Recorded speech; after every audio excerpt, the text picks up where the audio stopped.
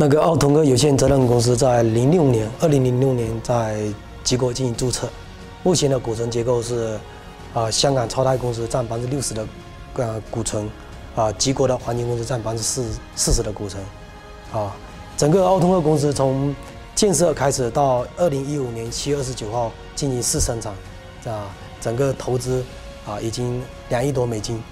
应该来讲，在这个整个过程来建设期间，整个都比较正常。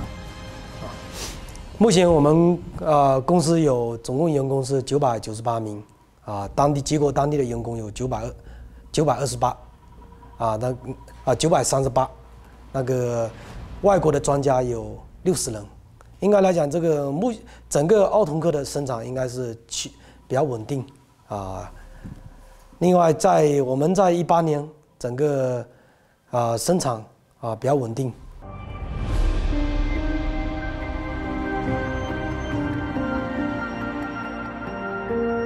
На сегодняшний день в УСО «Алтенкен» работают 990 человек, из них 60 граждане КНР. 75% составляют граждане Кеменского района. Для работников установлены следующие виды графика работ. Суммированный учет рабочего времени, по которому работают ЗИФ, водители в основном. Установлен вахтовый метод работы, это работники добычного комплекса. И, как обычно, 5-дневный график работы.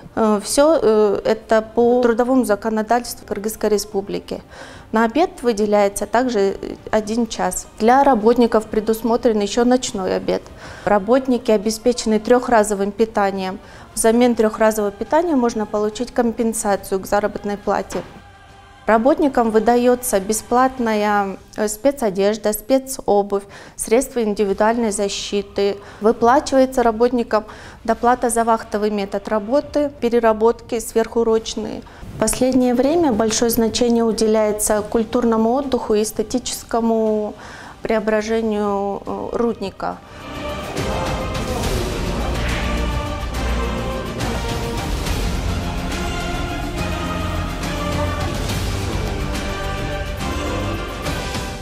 Создан для работников спорткомплекс, в который без всяких ограничений каждый может пойти с любой стороны. И граждане кыргызской стороны, и китайской стороны могут заниматься.